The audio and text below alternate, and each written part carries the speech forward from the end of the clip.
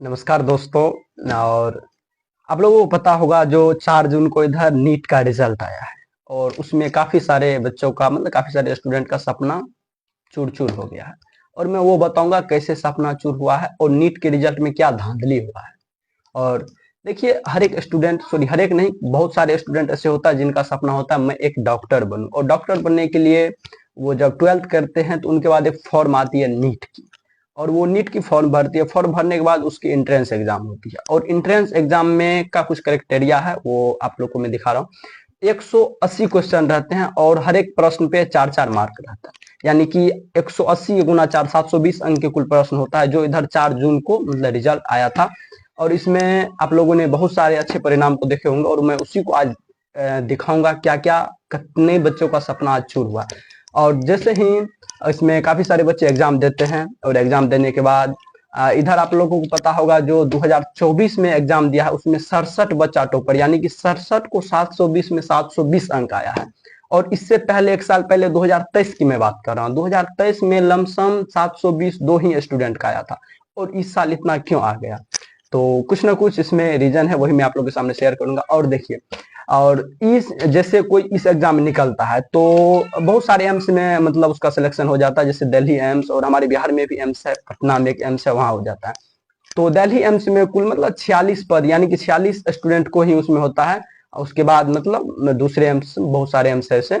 तो तो दिल्ली एम्स का कुछ नियम है, जिसका 700 प्लस मार्क रहता है वो मतलब अपने अंदर वो विद्यार्थी को वो सिलेक्टेड ले लेता है।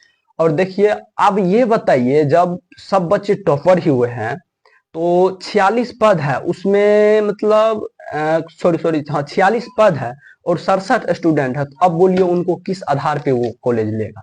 और लेने के बाद तो छोड़िए, देखिए नीट की एग्जाम कौन कंट्रोल करता है? नीट की एग्जाम एक है राष्ट्रीय परीक्षा एजेंसी।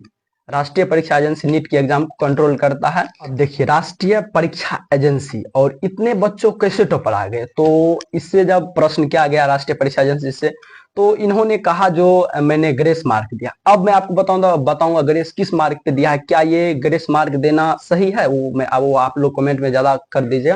तो देखिए, राष्ट्रीय परीक्षा एजेंसी का कहना है हमने अब की बार काफी सारे बच्चों को ग्रेस मार्क दिया। और ग्रेस मार्क में किस आधार पर दिया? सबसे पहले वाली बात, अगर कोई प्रश्न गलत है, अगर कोई प्रश्न गलत है वो तो एक प्रकार से मतलब क्वेश्चन पेपर में अगर प्रश्न गलत है तो एक प्रकार से वो राष्ट्रीय परीक्षा एजेंसी की गलती है।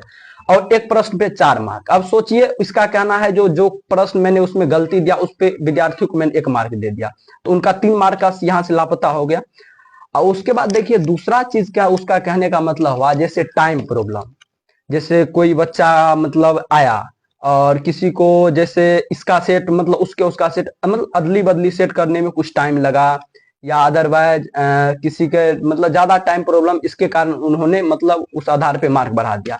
और मैंने एक पीडब्ल्यू, जो कि काफी फेमस मतलब मेडिकल स्टूडेंट्स को मतलब पढ़ाते हैं, तो पीडब्ल्यू का मैंने एक इंटरव्यू देखा। उसमें पीडब्ल्यू ने बताया था, एक मेरा स्टूडेंट है जिन्होंने 670 मार्क का बनाया है, 670 मार्क का, और उनको 720 बोल गया। और पीडब्ल्यू ये बात बोला, मैं उनका नाम नहीं लूंगा, मैं उसका यहाँ पे वीडियो चला दे रहा हूँ। मैंने मुलाकात भी की है और क्योंकि मैं बच्चों से बहुत प्यार करता हूं तो किसी बच्चों का नाम नहीं लूंगा। उस बच्चे ने मुझे बताया कि उसके जो नंबर आ रहे हैं वो 670 आ रहे हैं और ये जो नॉर्मलाइजेशन है इसको लगाने से वो 670 से 720 हो गए। नॉर्मलाइजेशन का इनका कहना यहाँ पे ये है कि जिस बच्चे को पेपर देर से मिला या किसी कारण से गलत पेपर बढ़ गया, गलत कोड का पेपर मिल गया, तो उसका जो समय का नुकसान हुआ उसके एवज में हम उसको मार्क्स कि आप लोगों ने पीडब्ल्यू का इंटरव्यू देखा, उसमें जो एक बच्चे का 670 मार्क आया और उन्होंने 720, यानी 50 मार्क उनको ग्रेस देना एक प्रकार से नहीं ठीक है। अगर वो ग्रेस दिया तो किन आधार पे दिया? टाइम प्रॉब्लम या एक क्वेश्चन गलत? तो ये सब एक प्रकार से सरासर विद्यार्थियों के साथ धांधली है।